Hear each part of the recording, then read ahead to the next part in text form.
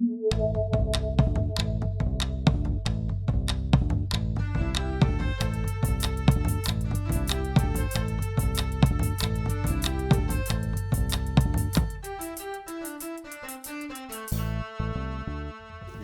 nombre es Juan Carlos Sosa, nací en la ciudad de Rosario, Santa Fe, y viví muy poco tiempo ahí, no estuve demasiado. Después la mayoría de mi edad siempre estuve en Buenos Aires, primero en Capital y después en el Gran Buenos Aires. Actualmente hace 27 años que vivo en Florencio Varela. ¿Cómo recordás tu infancia? Mi infancia, me tocaron puntos feos, pero bueno, yo provengo de una familia muy humilde, muy humilde. Mi padre falleció cuando yo tenía 4 años, mi madre quedó viuda con 19 años, con 3 hijos, soy yo el más grande de esos primeros 3 hijos, y después ella volvió a casarse como a los 23, 24 años, y tengo 2 hermanas más fruto de ese matrimonio. Mi infancia realmente fue bastante fea porque mamá, como era muy jovencita, nos repartió a nosotros, cosa que se hacía antes, te repartían con los parientes, y mi hermano y yo estuvimos juntos y mi hermana quedó con mi abuela. Y mi hermano y yo pasamos por parte de mamá son 14 hermanos y por parte de papá son 16. Así que nosotros habríamos pasado más o menos por 20 tíos, más o menos, en el transcurso de nuestros primeros 9 años. Así que mi infancia no la recuerdo muy gratamente, pero bueno, después Dios va respondiendo en base de todas las cosas malas que hemos pasado. Yo creo que después, no sé si Dios o lo que fuese, algo, o el universo nos recompensa y mejora nuestra vida. De muy chico recuerdo que siempre soñé con una linda familia y tengo una familia hermosa. Tengo 4 hijos, 3 ya más grande, 26 el más grande, 24 y 22 y 20 años, y una nenita de 6, que me revivió esa enana. Y tengo una nietita de 2 años, el fruto de mi hijo más grande. Así que la verdad que es el tesoro más grande que tengo. Bien. Te fuiste a vivir muy joven solo, ¿verdad? Sí, de hecho, como les decía, mi infancia no fue muy buena. A los 11 años mamá nos volvió a llevar a mi hermano y a mí a vivir con ella en su nuevo matrimonio. Y a los 12 años, en vista de que mi padrastro no me soportaba demasiado, me internaron durante 2 años en un seminario arquidiocesano en Entre Ríos. Salí de allí ya con la secundaria iniciada y hice 1 año de secundaria. Como era bastante rebelde, me fui a parar a la Escuela Suboficial de Infantería de Marina, donde estuve 1 año y medio, hasta los 16 y medio, casi 17, y pedí la baja antes de firmar el contrato y me volví a la vida civil. Después me llamó el servicio militar obligatorio y por ese motivo fui a Malvinas. Me tocó el regimiento al cual me tocó en el servicio militar obligatorio, fue el regimiento 5 de Paso de los Libres Corrientes, ejército, y allí entré en el año 81, en mayo del 81, y después de Malvinas me fui de baja en agosto del 82. Los corto un segundito. Perfecto. Sigo. Yo te iba a preguntar, ¿cómo fue volver a hacer el servicio militar? Porque te diste de baja y estuviste 1 año. Sí, la escuela de suboficiales es iniciar una carrera para dentro de la fuerza, ¿no? Que eso era infantería de marina. Después regresar a hacer el servicio militar obligatorio realmente me fue sumamente fácil porque la escuela era 3 o 4 veces peor que el servicio militar. Pero aparte en realidad la pasé bien, digamos, porque si bien estábamos bajo un régimen militar, de todos modos, como yo ya tenía experiencia en lo que era la fuerza, al poco tiempo fui dragoneante, que es un ascenso que se le da al soldado por buen comportamiento y demás cosas. Bueno, así que yo entré en mayo y en junio, julio era dragoneante y no hacía casi nada. Encima estaba encargado de la parte de provisión de alimentos, casi no compartía con mis compañeros del regimiento. Me movía solo dentro del regimiento casi. Así que no fue gran cosa, digamos. O sea que el 2 de abril todavía estabas en Buenos Aires. No, el 2 de abril estaba en Paso de los Libres, en Corrientes, bajo régimen... ¿Y cómo te enteraste de la recuperación? No, nosotros, yo al ser el último, porque habían cuatro etapas de ingreso dentro de las fuerzas, de todos los soldados entrábamos en 4 etapas. Yo entré en la última, entonces el que entraba en la primera tanda, ese salía primero, para agosto más o menos ya se iba. Y así sucesivamente, cada 2 o 3 meses iban incorporando y iban bajando también los que habíamos entrado. Yo como pertenecía a la última baja, entonces me tocaba en marzo irme de baja. Pero bueno, obviamente no fue, nos quedamos. Cuando nos proveen de todo el equipamiento para poder... Cuando entrabas al servicio militar obligatorio, vos tenías un periodo que se decía ay, no recuerdo bien el nombre en este momento, que era ir al campo a tener maniobras para aprender a usar el fusil, vivir en carpa y todo eso. Cuando te ibas, volvías nuevamente a hacer campamento, hacías campaña de vuelta. Tenían 15 días más o menos que iban al campo y volvías a hacer lo mismo que habías hecho al principio. Cuando nosotros nos proveen de todo el equipo para poder, nos dicen que vamos a hacer la última campaña para allá, para la baja. Te imaginas que estábamos todos contentos porque decíamos, bueno, perfecto, volvemos de acá y nos vamos al diablo. No fue así. Nos subieron a un tren ahí en Paso de los Libres y nos bajaron en San Antonio Este, provincia de Buenos Aires. No, perdón, es Río Negro ya, San Antonio Este. Ahí yo era conductor, me asignan el cargo de conductor motorista, es decir, tenía un camión a mi cargo que portaba un cañón de 105 milímetros. Así que como yo viajaba en camión, tuve que ir desde San Antonio Este hasta Comodoro Rivadavia en camión. Los camiones íbamos a 30, 35 kilómetros por hora.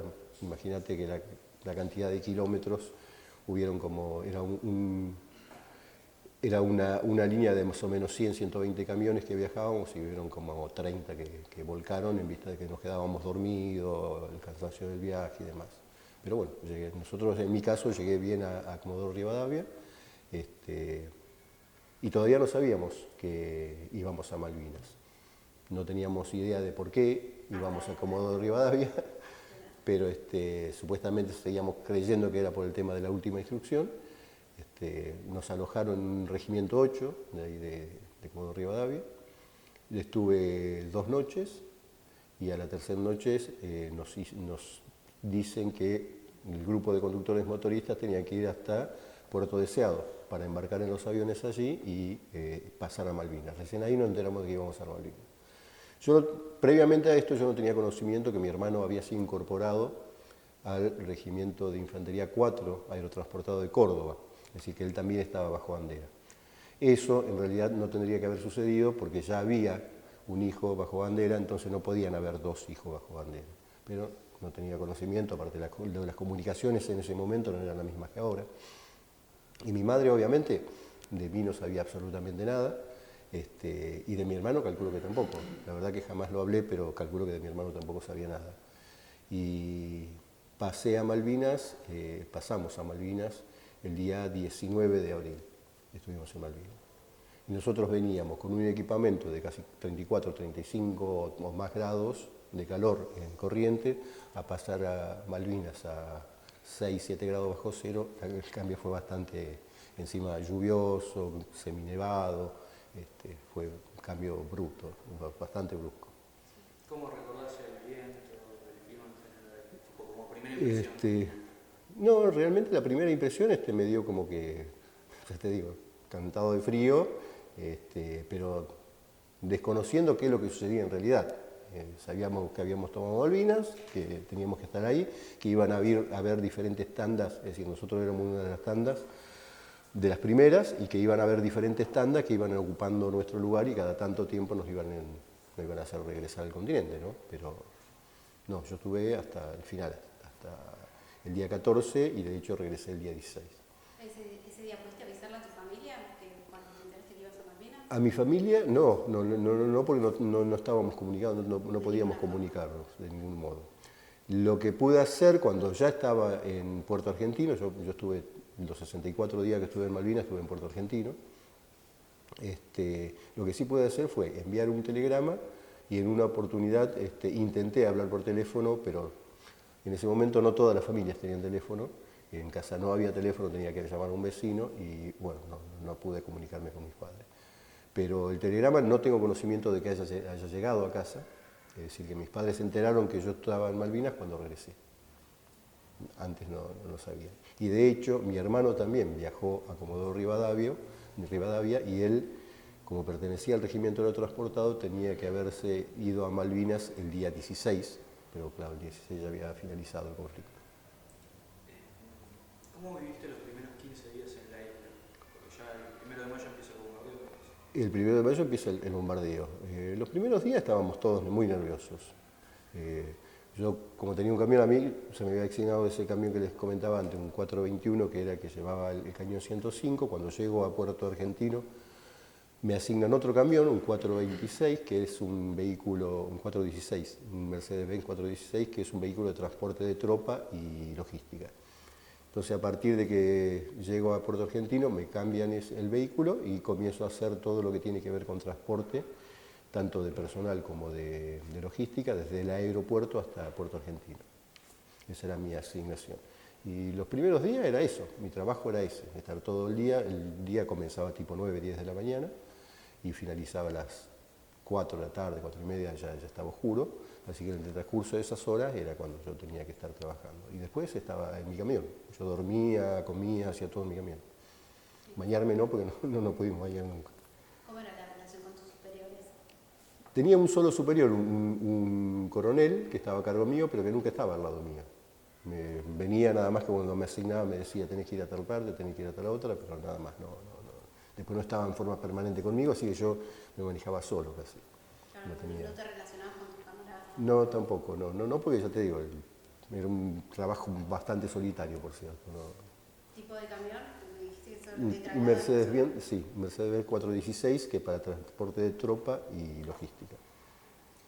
¿Y después del 1 de mayo, cómo fue la actividad? El 1 de mayo me tocó ir al aeropuerto, porque yo hacía ese trayecto, ¿no? Y el 1 de mayo sí, a primera hora tuve que ir al aeropuerto por el tema del bombardeo, y bueno, ayudar a mis compañeros, habían algunos que habían quedado enterrados por bombas que habían estallado muy próximo, así que ayudar en eso y ayudar en todo lo que era reorganizar ahí la pista, limpiarla, es decir, había un montón de trabajo que hacer para reacondicionar la pista para que se pudiera seguir usando.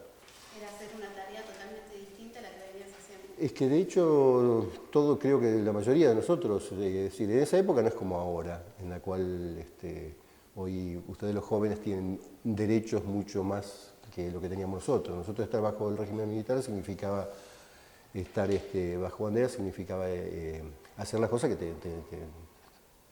te decían tus superiores, y uno las cumplía. Es decir, vos estabas en el servicio militar obligatorio, antes era absolutamente normal que te hicieran ranear. Ranear es que hicieras flexiones de brazos en el piso, flexiones de piernas saltando, un montón de cuestiones que hoy en día, hasta los que se incorporan a la fuerza, hay algunos que denuncian a sus superiores porque le hacen hacer demasiado ejercicio. En ese momento no denunciabas a nadie. Es más, vos no hacías la cosa bien, te venía y te pegaba una patada y nadie decía nada, no había derecho humano, no había absolutamente nada en ese momento. Así que para nosotros hacer otras tareas te mandaban a hacer o lo tenías que hacer, no había tu día. ¿Y cómo te enteraste del hundimiento de Clara San Juan? Lo del general general Belgrano. El hundimiento, yo lo que me proporcionaba mi trabajo en Puerto Argentino, el hecho de que yo estaba en contacto con la comandancia y con los soldados, ¿no? Entonces, yo donde dejaba mi camión estaba justo frente al Correo Argentino, que Correo Argentino era el punto de reunión de los comandantes, aparte de la Casa de Gobierno, ¿no? Así que ahí nos enteramos enseguida de que había sucedido eso y bueno. Después circulaban muchísimas versiones de todas características, pero que supuestamente no se había salvado nadie, que sí, que se había hundido, pero que se habían salvado la mayoría, y bueno, después nos enteramos que eran 323 los que quedaron, ¿no? No había solamente una versión oficial en ese momento. No tenías versiones oficiales, habían comunicados que sacaba el Estado Mayor Conjunto y se ajustaba a eso nada más, no había otra cosa. ¿Te tocó enterrar compañeros? Enterrar no, pero sí levantar, transportarlos, heridos, muertos, sí me tocó. El 1 de mayo ya... El 1 de mayo hubieron heridos, pero ahí intervino más en la Cruz Roja, los muchachos que estaban, los enfermeros, camilleros y eso. Nosotros en ese aspecto no intervenimos. Después ya para los últimos días sí, ya para el día 12 ya mi tarea habitual ya no era la misma, yo en el transcurso desde que llegué hasta el 12 de abril yo tenía asignada una pistola 1145, la que usan los policías, porque los choferes teníamos nada más que asignado ese armamento. El día 12 me proveyeron de un fusil y de cargadores y demás para combatir. La noche del 13 y del 14 sí, me tocó combatir en Puerto, que fue cuando llegaron a Puerto Argentino. ¿Cómo te enteraste lo de Puerto London, del combate? ¿Lo de Monte London? Sí. No, ya te digo, nosotros teníamos el privilegio de lo que estábamos ahí, de poder estar con la información más o menos al día, digamos, y sabíamos que los ingleses estaban avanzando y que estaban en los combates de London, y London está muy cerca de Puerto Argentino. Por eso fue que nos proveyeron, a los conductores nos dieron armamento de fusiles para poder combatir, porque sabían que ya llegaban a Puerto Argentino. ¿Y cómo fue tu primer contacto con los británicos? Y lo que pasa es que los combates eran generalmente nocturnos, combates de día no había, eran todos nocturnos. Los avances que se hacían, tanto los nuestros como de ellos, eran nocturnos. Así que vos no veías, vos lo que veías era que te disparaban, ahora vos no sabías si era propia tropa, si eran el enemigo, entonces lo que te decía el que estaba a cargo, disparar a tal parte, y tenías que disparar. No sabías a quién le disparabas, es decir, sabías que había soldados del otro lado, pero no sabías si eran tuyos. En Monte London, lamentablemente, hubieron algunos caídos nuestros por propia tropa, pero en lo que fue el combate, que fue muy despelotado porque había avanzadas nuestras, había primeras líneas nuestras que habían sido rotas por los ingleses, entonces el combate fue muy un lío, digamos. No sé las palabras técnicas, pero es decir, había tropa mezclada y obviamente se disparaba de todos lados, y más siendo de noche, que no se veía nada, noches de llovizna o de nieve. Es decir, aparte nosotros ya veníamos mal alimentados, mal dormidos, una situación bastante fea, por cierto. ¿Sentiste que podías perder la vida? ¿Hubo un momento específico que te hizo caer ahí donde estabas? Después del 1 de mayo, todos pensábamos que podíamos morir en cualquier momento porque tenías todos los días los pasos de los aviones que hacían vigilancia sobre Malvinas, y vos no sabías si te bombardeaban o no. Había veces que bombardeaban y otras que no. Y cuando bombardeaba, le tocaba el que le tocaba, no había tu tía. Ahí te salvabas, rezaba el que creía en Dios y el otro saltaba de alegría, pero vos sabías que en cualquier momento te podía tocar. De hecho, en una oportunidad, cuando un misil dirigido hace estallar el comando policial de ahí de Puerto Argentino, yo estaba a una cuadra con mi camión. Es decir, pasó a 2 metros de mi camión el misil. No me tocó porque no me tocó, entonces nada más, pero es decir, creo que la mayoría de los que nos regresamos, insisto, no teníamos que morir, por algo era. Y los muchachos que quedaron, bueno. Hablamos un poco de la comida y el clima, tipo, empiezan los bombardeos y se corta el suministro de alimentación, ¿verdad? Sí, de hecho hay una situación. Malvinas tiene un suelo que es muy esponjoso. Los camiones no pueden andar, caminos no hay muchos. En ese momento habían 1 o 2 caminos nada más. El principal que llevaba a las estancias y después podía haber algunos que entraban a la estancia y demás, pero no, lo de primera línea no estaban en las estancias, estaban todos en campo. Entonces poder transportar el alimento a primera línea, que primera línea generalmente estaba bastante alejado del puerto argentino, era un tanto difícil. ¿Qué tenían que hacer? Primero, los montes ahí son muy rocosos, entonces, y con muchas bajadas y subidas. Entonces lo que tenían que hacer los muchachos que estaban en primera línea era acercarse hasta donde estaba quien les proveía y llevar nuevamente la comida hacia donde estaba la tropa. Era todo un desafío eso. Generalmente la comida que se hacía con lo que se proveía de alimentos realmente había. Lo que sucede es que no se distribuía adecuadamente, la parte logística no estaba bien organizada, entonces eso fue lo que dificultó la buena alimentación de la tropa. Pero, a ver, hay una realidad, nuestros superiores, no todos, algunos, se creían que todavía estábamos en el regimiento y en vez de cuidarte, lo que hacían, te seguían bailando, te seguían haciendo cosas que te hacían en el regimiento. Cuando vos ya no estabas en el regimiento, estabas bajo una presión de una guerra, sabiendo que estábamos todos nerviosos y que no sabías cuál iba a ser realmente la reacción de tu subordinado, ¿no? El tema logístico pasó lo mismo, es decir, ellos comían bien en la mayor parte y había muy pocos oficiales y suboficiales que decían, no, primero come la tropa, se la alimenta como corresponde y después comemos nosotros. Pero fue así. Yo en Puerto Argentino no me puedo quejar de eso porque en Puerto Argentino todos estábamos bien, digamos, porque era otro clima, ¿no? El muchacho que estaba en primera línea, el pibe que estaba en primera línea, sí, era dormir en carpa, dormir en pozo de zorro, todo mojado todo el tiempo. Es decir, yo también estaba mojado todo el tiempo, pero no dormía en un pozo de zorro, dormía en mi camión, que dentro de todo era un hotel de 5 estrellas para el pibe que estaba en primera línea. Y el pibe de primera línea tenía que ver cómo podía hacer para calentarse, porque había que resistir todo el tiempo bajo cero y mojado. Entonces, cómo calentarse, cómo alimentarse, cómo distraerse también. Porque vos tenías guardias y después estabas haciendo cosas, mantenimiento de tu pozo de zorro, de tu carpa, según donde estuviera. Entonces era un trabajo continuo de tratar entre uno y otro de darse ánimos para estar bien y tratar de ante esta situación. ¿Cómo les llega a ustedes la noticia de cese de fuego?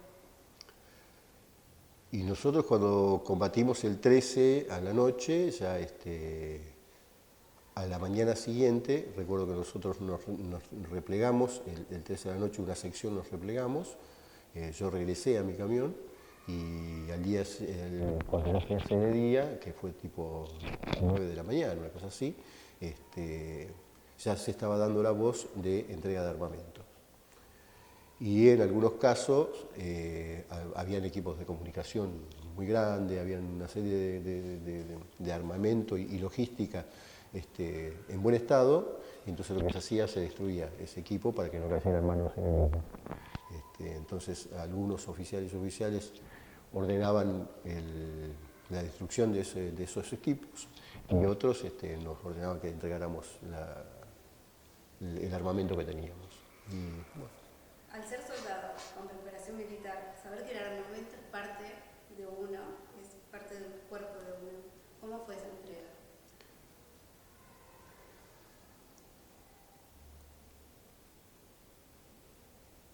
Yo creo que la mayoría de nosotros, el momento de la entrega fue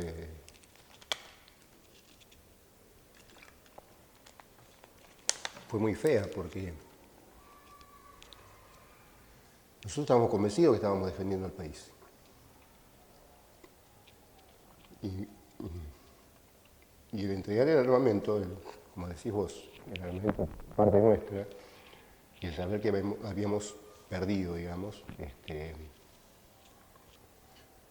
yo recuerdo que éramos un grupito que creo que lloramos todo el tiempo y insultábamos todo el tiempo y le preguntábamos a nuestros oficiales y suboficiales por qué no seguíamos combatiendo, porque todavía estábamos en condiciones de hacerlo, ¿no?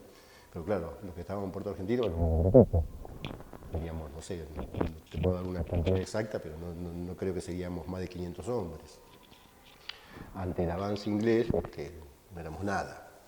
aparte mal provisto, porque lo que estábamos en la ciudad, ya te digo, yo tenía una pistola. Una pistola tiene 7 disparos, 9 como máximo, y no puedes combatir con eso. Pero fue, sí, creo que fue muy doloroso. De hecho, lo continúo haciendo. ¿Viste el momento cuando bajaron otra bandera y izaron la suya? Sí, sí, sí, porque estábamos allí.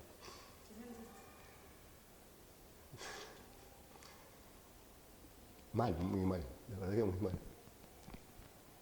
¿Cómo fue el trato de ellos?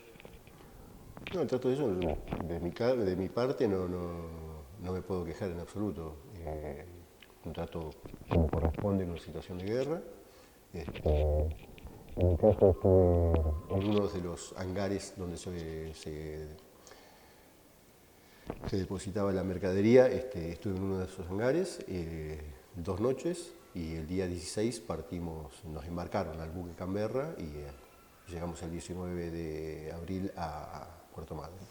Pero a mí en Canberra me tocó un camarote, así que estaba más que chocho, me pude bañar, pude comer bien. Hace poquitos días te hicieron una entrevista, en YouTube también, y ahí comentabas que en el momento de la entrega también tenías que hacer lo del camión, o sea, comentabas que lo destruiste, antes de entregárselo lo destruiste. Sí, cuando que mencionaba antes de que había que destruir todo lo que estaba en condiciones, sí, yo tuve que... Era destruir tu casa, realmente. Sí. ¿Fuiste parte de la noche que Puerto Madryn se quedó sin pan? Exacto, sí. Fui parte del buque Canberra que se llegó y del día que Madryn se quedó sin pan. Nosotros nos embarcaban y nos embarcaban en camiones, como el que yo tenía en Malvinas, y Mercedes, y los Mercedes también de transporte de tropas. Y bueno, obviamente nos embarcaban, cerraban el toldo del camión y nos llevaban para el regimiento. Pero la mayoría abrimos el toldo y la gente se acercaba y nos traía pan. Y ese día, por eso se llama así, Madryn se quedó sin pan porque toda la población trajo. Y efectivamente no hubo pan en Madryn, no hubo para nada. ¿Te sentiste un héroe en ese momento? No me siento tampoco un héroe en este momento. Creo que héroes son mis compañeros que quedaron allá.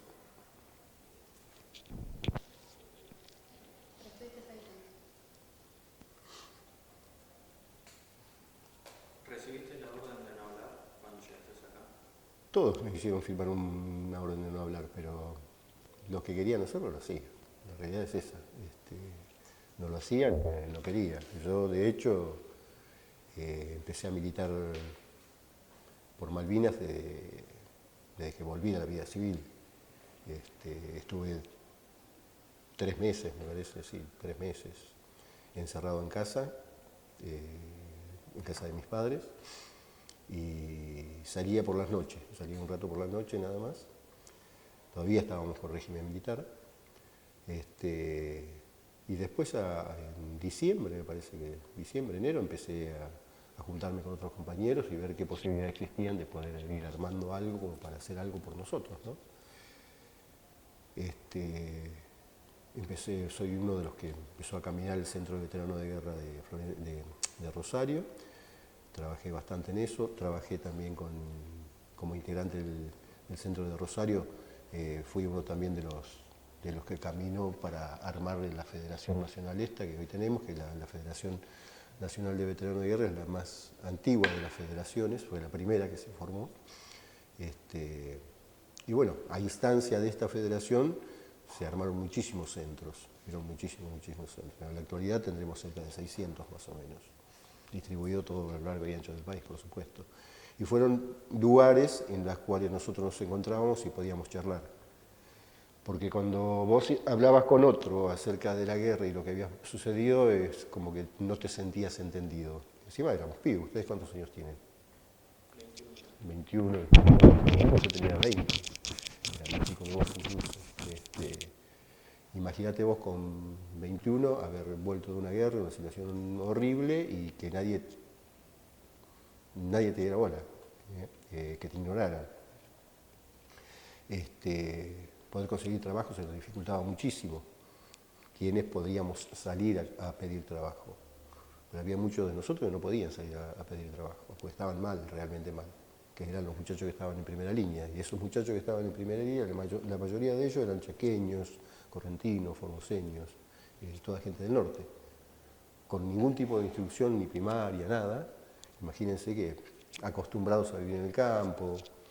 Entonces, en mi caso particular, yo había hecho la secundaria, es decir, tenía otro tipo de vida, ¿no? Entonces, lo que buscábamos a través de los centros de veteranos era el hecho de poder, en primera instancia, charlar entre nosotros y descargar entre nosotros aquello que creíamos que nadie nos entendía. Y después ver las posibilidades de poder hacer algo para que estemos un poco mejor, ¿no?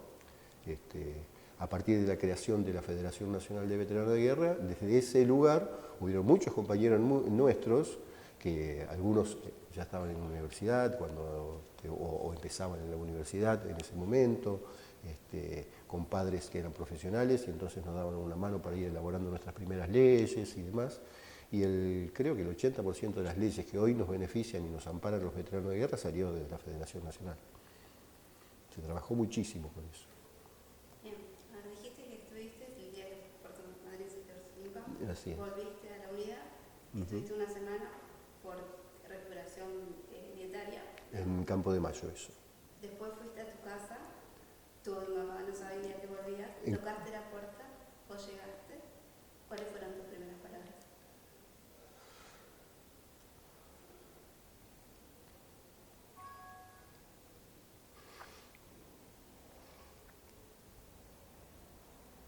Cuando íbamos a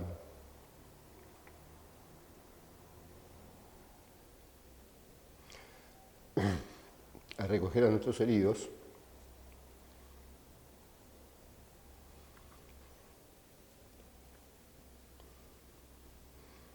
todos preguntábamos primero por mamá.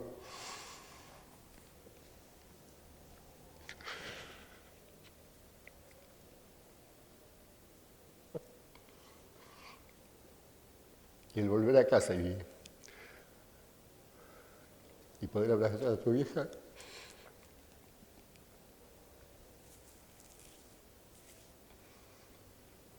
era eso, abrazarla. Yo con mi vieja, como les conté, mi infancia y mi adolescencia no fue de la mejor, no es que tuve un trato excelente con ella, pero cuando volví de Malvina y poder abrazarla, es tu vieja. Y eso creo que la mayoría nos pasa, ¿no? Mamá es mamá. Y hoy que estoy más viejo, casualmente nosotros ahora estamos por dar inicio a la entrega de unos presentes y demás a nuestros viejos. Por estos 41 años jamás se los tuvo en cuenta, jamás se los mencionó. Y estos viejos sufrieron un montón. Mamá sufrió mucho, porque las mujeres son las que más sufren por sus hijos, ¿no? Pero nosotros los varones también sufrimos por nuestros hijos. Tanto como ustedes, exactamente como ustedes, o más tal vez, porque nuestros hijos para nosotros son todo. Entonces, ahora estamos, desde la Federación, estamos empezando, hemos hecho hacer unas medallas y unos diplomas para agasajar a nuestros viejos. Que no nos quedan muchos, pero quedan algunos todavía. Entonces, mi vieja, en mi caso, es una pendeja, yo digo, porque yo tengo 61 y ella tiene 76, así que es una piba todavía. ¿Nunca te contó si le llegó el telegrama o alguna No, noticia? nunca le llegó, no. ¿Nunca le llegó noticia? No. ¿Y cuando te enteraste que tu hermano había sido movilizado? Me enteré mucho tiempo después, incluso.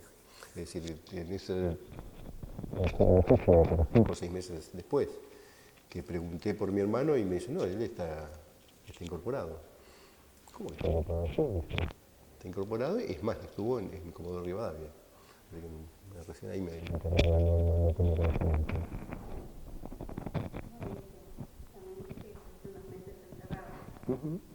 ¿Qué te hizo salir?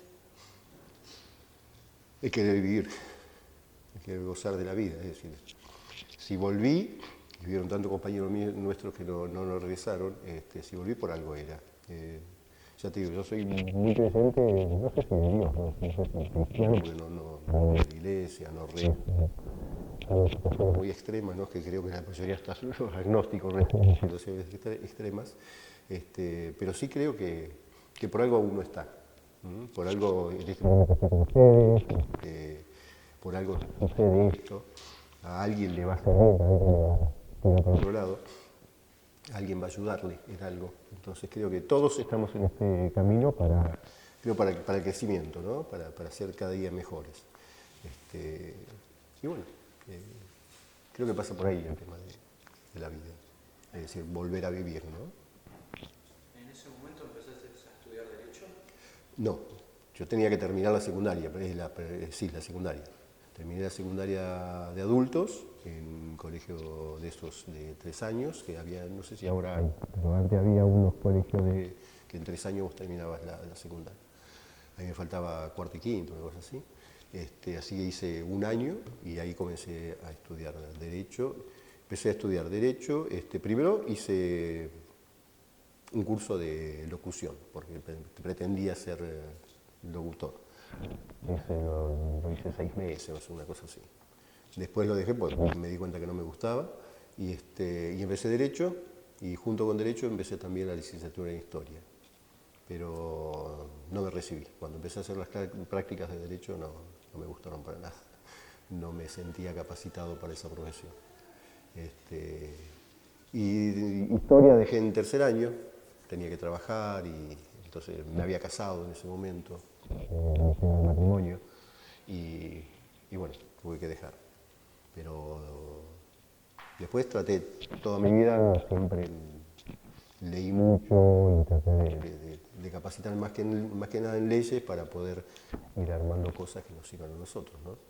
Y después me especialicé en armado de instituciones de bien público, de ONGs, lo que significa. Y lo hice durante varios años. Hice asociaciones civiles, fundaciones, mutuales, cooperativas, así ese tipo de trabajo.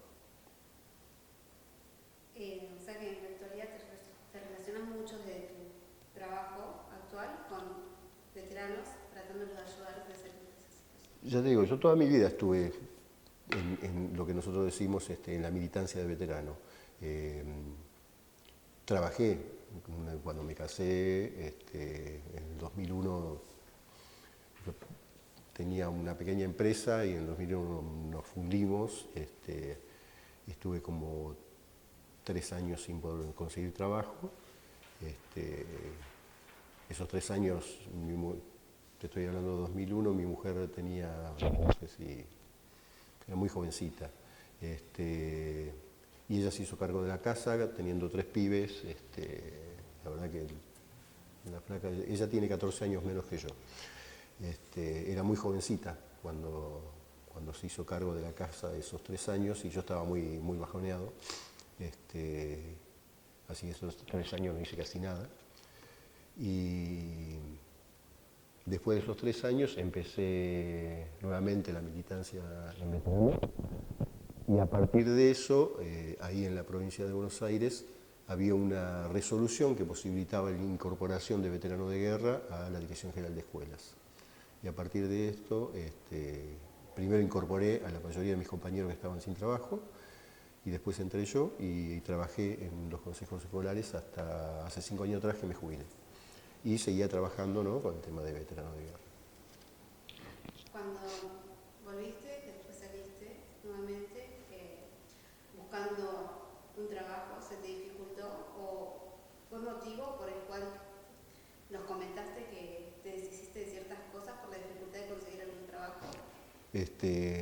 Sí, generalmente nosotros cuando íbamos a pedir trabajo, si vos calificabas para lo que pedías, obviamente te incorporaban, pero a la semana, a los 15 días, cuando se enteraban que vos eras veterano de guerra, te decía que se prescindía de tu servicio, que ya no seguías trabajando. Me sucedió 2 veces. Dejé de buscar trabajo y me dediqué, yo toda mi vida trabajé también en ventas, hice muchas veces ventas, entonces empecé a hacer cosas por mi cuenta y trabajé la mayoría del tiempo por mi cuenta, hasta que entré acá a la Dirección General de Escuelas, y ahí creo que fue mi primer trabajo bajo patrón de largos años, pero si no, nunca trabajé bajo patrón. Siempre trabajé como independiente. La federación. Estoy cumpliendo en este momento el segundo periodo como secretario de la Federación Nacional. Hace ya desde el año 18 nosotros vamos renovando los consejos directivos cada 2 años, pero por el tema de la pandemia y demás, eso se retrasó un poco y entonces ahora estamos cumpliendo el segundo periodo como comisión directiva. ¿Estás desde el principio ahí? Sí, yo ya te digo, caminé los primeros tiempos de la federación, después me alejé, estuve en centros de veteranos nada más, no participaba de la federación y volví en el año 18. Tuviste una entrevista con un veterano Inglés, sí. Sí, hace 2 años. Uh-huh. ¿Cuál fue Mira, tu sentimiento? en el transcurso de estos años, estos últimos 10 años, te podría decir, hubo un montón de cuestiones muy lindas en la vida, porque yo no he regresado a Malvinas aún, y considero que quienes hemos ido a Malvinas, soldados, ¿no? Creo que tenemos casi la obligación de regresar, porque considero desde mi punto de vista que hemos dejado nuestra juventud, nuestra primera juventud, la dejamos ahí. Cuando regresamos, ya regresamos, creo que totalmente adultos y con otras responsabilidades. Hubo un quiebre, el cual creo que la mayoría de nosotros no lo cerró. Está ahí todavía y creo que tendría que ser como obligatorio que regresemos. Pero muchos de nosotros no queremos regresar por el tema de que tenemos que presentar pasaporte. Entonces, nosotros consideramos que eso es terrorista, entonces ¿por qué tenemos que presentar el pasaporte? Yo estuve a punto de regresar el año pasado, porque en vista de esto que vos me preguntás, he tenido contactos con veteranos de guerra ingleses. De hecho, estuve en un retiro en Luján durante un fin de semana con veteranos de guerra de Inglaterra, donde pudimos intercambiar un montón de cosas y realmente fue muy reparador. El encuentro era un veterano de guerra inglés, éramos 16 de cada país, y que tenía que venir en forma obligatoria con un familiar. Yo fui con mi hijo, con uno de mis hijos, y realmente fue muy lindo porque es decir, yo toda mi vida obviamente sabía que cuando yo estaba disparando en los combates del 13 y 14 en Puerto Argentino, estaba matando a alguien. Y ese alguien tenía una mamá, un papá, tal vez tenía esposa, tal vez tenía hijos. Y era exactamente igual que nosotros. Y bueno, este encuentro como que maduró eso, ¿no? El hecho de poder vernos a la cara, saber que nosotros no éramos los culpables de esa situación, que teníamos que cumplirla como soldados que éramos. Y la entrevista con este muchacho inglés que hicimos, también creo que fue interesante y fue reparadora. Es decir, él tenía un punto de vista en el cual manifestaba el hecho de que nosotros éramos los invasores y que fuimos a combatir a Malvinas para sacarlos a ellos, y yo le decía que no. Nosotros los que fuimos a recuperar nuestro territorio, que ustedes lo robaron a nosotros. Porque me acusaba, digamos, de ser partícipe de muchos muertos compañeros suyos, ¿no? Y yo le decía lo mismo, digo, no, ustedes usurparon desde un principio y mataron no a lo que vivimos en Malvinas solamente, sino a muchos otros también antes. Pero bueno, pero creo que, insisto, todo esto sirve para el crecimiento y uno tiene que tomarlo como eso, ¿no? Como experiencia, y experiencia es el poder crecer, el poder estar mejor con uno mismo y con la sociedad, ¿no? Y con nuestros compañeros y demás. ¿Seguiste en contacto con él a día de hoy? correo electrónico de vez en cuando. El año pasado, lo corté, el año pasado tuvimos, en base a esta reunión que yo le decía, que este fin de semana que tuvimos con estos 16 soldados ingleses en Luján, en base a eso se iba a hacer un nuevo encuentro en Malvinas. Se iba a hacer una misa y se iba a invitar a familiares de veteranos de guerra y a veteranos de guerra en Puerto Argentino. De ese modo yo iba a ir a ese encuentro, de ese modo íbamos, yo no era necesario que fuera con pasaporte, entonces por ese motivo sí iba a ir. Pero bueno, no se produjo la reunión, así que todavía no he regresado a Malvinas, ni pienso hacerlo hasta que no vaya sin pasaporte. Así que bueno. Y mi idea es el día de mañana poder regresar a Malvinas y con mi mujer y mis hijos. ¿Sentís que tuviste te quedó alguna secuela del título que viviste hasta hoy en día? Creo que la secuela que me quedó es el hecho de poder encarar la vida desde otro lugar. Poder valorizar las cosas que uno tiene, darle importancia a eso, y creo que eso es lo más positivo que tengo de lo que sucedió en Malvinas. Y que se regresé fue por algo, y creo que ese algo tiene que ver con el hecho de poder ayudar a mis compañeros y hacer lo que hago, ¿no? Creo que me considero una buena persona de palabra y siempre trato de ayudar a quien sea, ¿no? Y más aún a mis compañeros. El año pasado, que fue el Mundial, se puso muy de moda la canción de Muchachos. Quería saber qué sentís vos cuando la escuchás. Mira, te soy sincero, yo viéndolo desde el lado del común de la gente es hermoso, para nosotros es recontra satisfactorio. El tema del uso que se le da al tema Malvinas desde nuestros políticos, y es lo que más nos afecta, ¿no? Nos afecta a nosotros, a todos lo que estuvimos en Malvinas. Y que en la actualidad, como lo digo en muchas entrevistas, en la actualidad uno cuando hace este tipo de entrevistas sobre el tema de Malvinas, el veterano de guerra, sí, estamos nosotros, pero detrás nuestro tenemos nuestras esposas, nuestros hijos, nuestros nietos, y todos esos también fueron afectados. La mayoría de nosotros hace más de 30 o 35 años que estamos casados y tenemos familia. Y ellos vivieron todo este proceso que nosotros tenemos, algunos tal vez un poco mejor, otros no tanto, pero todos los bajones, todas las idas y vueltas que hemos tenido en el transcurso de estos 41 años, también lo mamaron ellos, y más aún nuestras esposas. Nuestras esposas se tenían que bancar todas. Lamentablemente tenemos muchachos que son adictos al alcohol, a las drogas fuertes, violentos, y las mujeres están. Y los hijos están, y acompañaron todo el tiempo. Entonces, hoy en día el veterano de guerra ya no es el veterano de guerra solamente, sino que hay una familia también que tiene, en muchos casos, también tiene algún tipo de problemática psicológica, por lo que nosotros le transmitimos. No por lo que hayan vivido ellos, sino que nuestras mujeres la vivieron desde nuestro relato, desde nuestras acciones.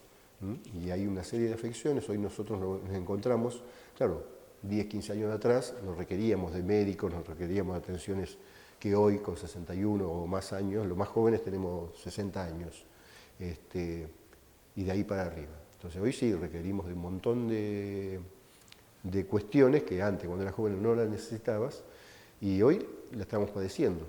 Y eso es a causa de malos manejos políticos que hubieron.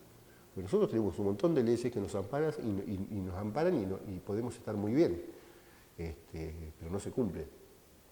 La ley está, pero no se cumple, así como sucede en muchos aspectos, ¿no? Esto es lo que tiene que ver con la vida del veterano de guerra y su grupo familiar.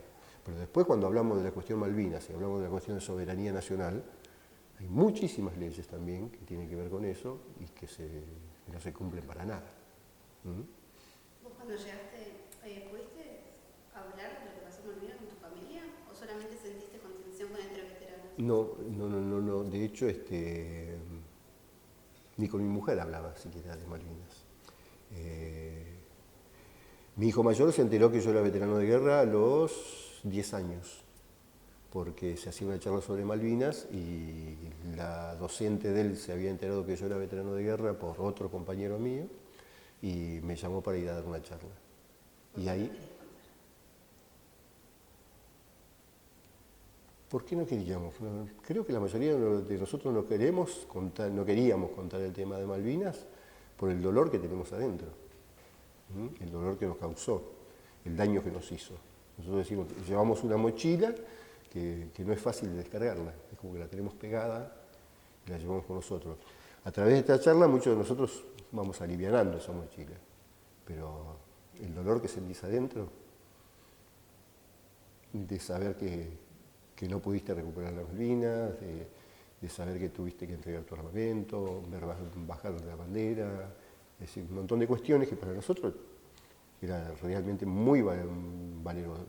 mucho valor, cosa que hoy en día lamentablemente no lo vemos reflejado en nuestra juventud, en algunos, ¿no? Hay otros que sí que están muy interesados con el tema de la soberanía nacional, pero no pasa solamente por Malvinas la soberanía nacional, el hecho de los derechos de todos, que es soberanía, están defendidos por muy pocos jóvenes, como ustedes que vienen a la facultad, se capacitan.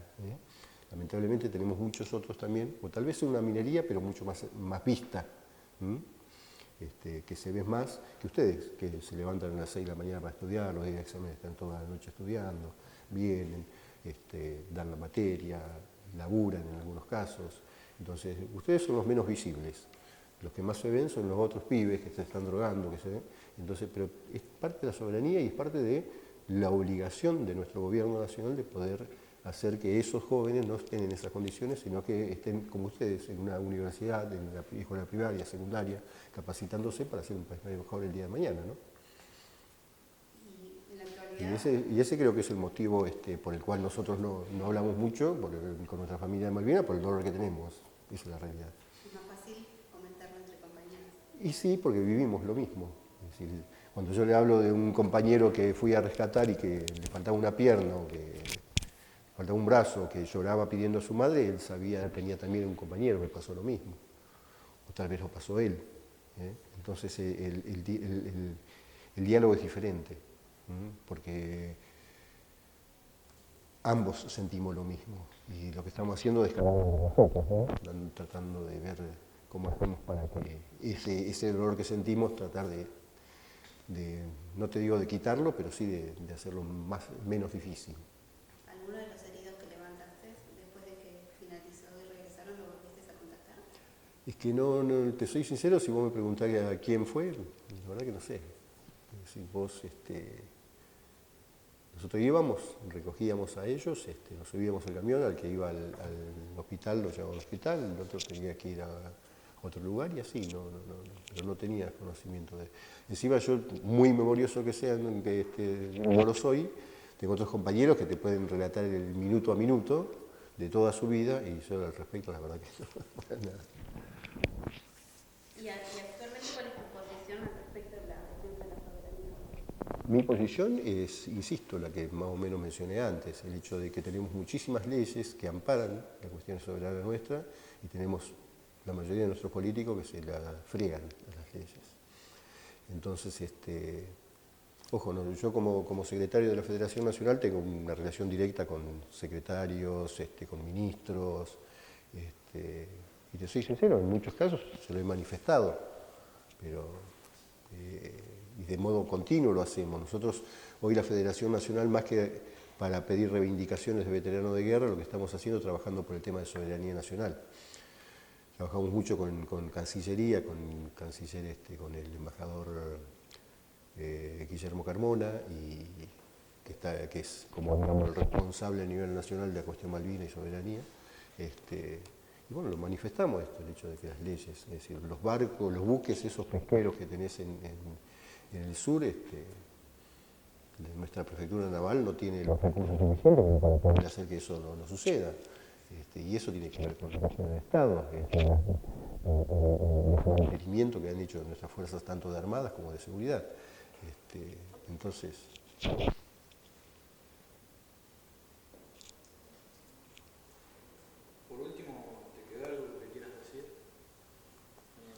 que me sentí muy bien, muy bueno. Muchísimas gracias. Muchas gracias por esto que hacen con nosotros y creo que no es solamente con nosotros, ustedes seguramente en el transcurso de los años de estudio van a seguir haciéndolo con otras cuestiones que tienen que ver con lo social y con lo... y que es bueno porque sirve, les sirve a ustedes y les sirve también a quien les llega todo esto. Yo me sentí muy cómodo, muy lindo y bueno, los felicito a ustedes, los felicito por lo que hacen. Los felicito por estudiar y por ser quien defienden nuestra nación desde su lugar. Ustedes también tienen un arma, que es eso, el lapicito. Ese es un arma también. El conocimiento es un arma mucho más poderosa y eso es fundamental para nosotros. Esto nos da la pauta que no fuimos a pelear tan en cohete.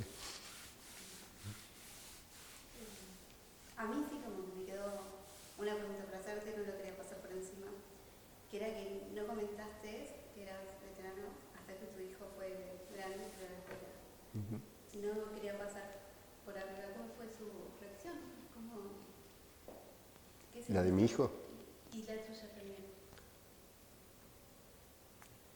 La de mi hijo cuando me vio, porque estaban todos los pibes en el Zoom allí sentaditos, y cuando me vio aparecer a mí, me acuerdo como si fuera ahora. Puso los ojos grandotes y miraba a sus compañeros, ¿viste? Y después cuando terminé de hablar, vino, me abrazó, de todo. Y yo creo que ahí sí me descargó un montón de cosas, ¿no? Y hoy los tres pibes más grandes, este que te digo, y los otros, no me dan ni 5 de bolillas, salvo uno de vez en cuando.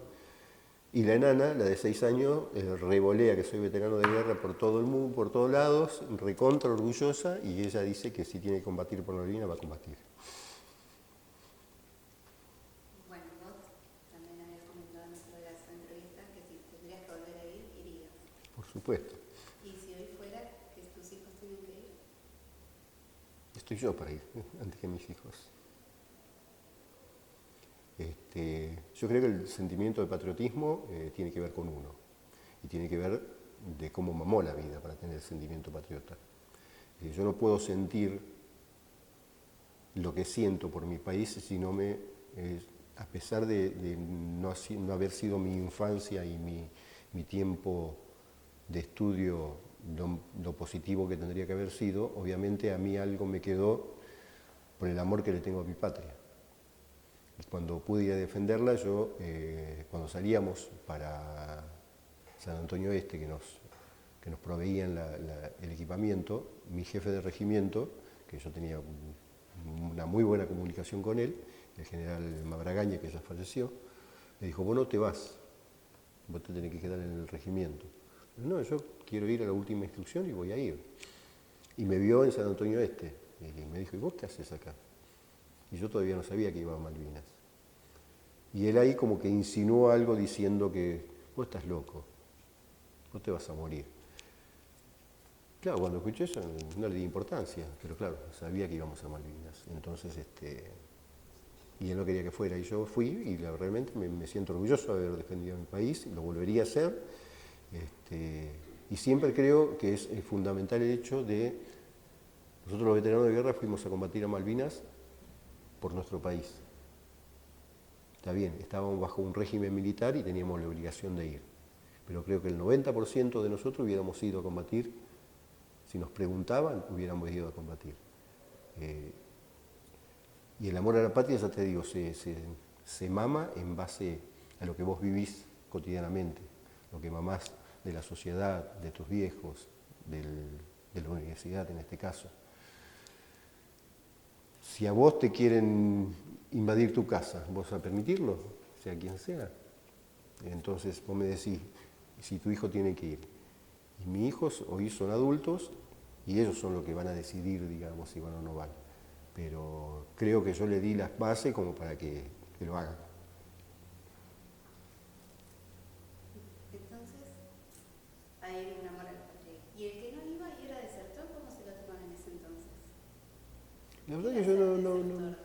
Ser desertor en ese momento era...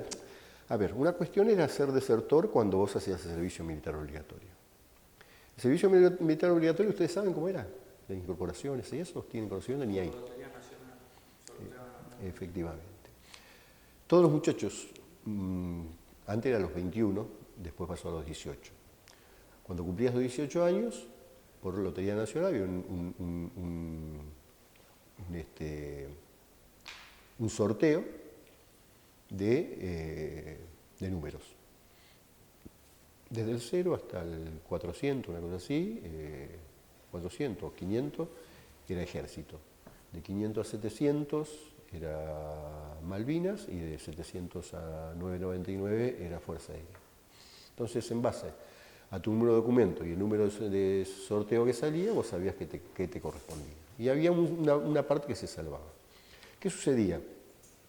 Esto pasaba cuando vos cumplías 18 años, para todos los varones. Y vos generalmente cuando cumplías 18 años, o bien estabas terminando la secundaria, o estabas comenzando la universidad. Ir a perder un año o dos, si era marina, era una cosa de locos. Entonces, si el padre estaba económicamente más o menos bien, ¿qué hacía? Bueno, está bien, incorporate y después desertás, te vas. Y si no, directamente no te incorporás. Pagaban o hacían, o lo mandaban al hijo al exterior y no lo hacían. Y los otros, los que no tenían medios, ¿qué hacían? Se incorporaban y en cuanto podían se escapaban y desaparecían, se iban. Después, ¿qué hacían? Lo volvían a incorporar cuando lo enganchaban, si lo enganchaban, y lo tenían un año más y más.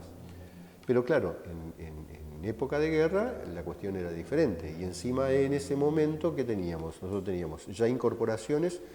Lo que estábamos dentro del servicio militar obligatorio éramos de la clase de 1962. Estábamos incorporados una parte ahí, incorporaron algunos que ya se habían ido de baja, que entre eso hubieron algunos desertores. De la clase 63 que recién se había incorporado, tenían 2 meses más o menos de instrucción, se llevó también gente de esa clase. Y había también oficiales y suboficiales que, por ejemplo, suboficiales, vos entras a la escuela de suboficial con 15 años, ya sea Marina, Ejército.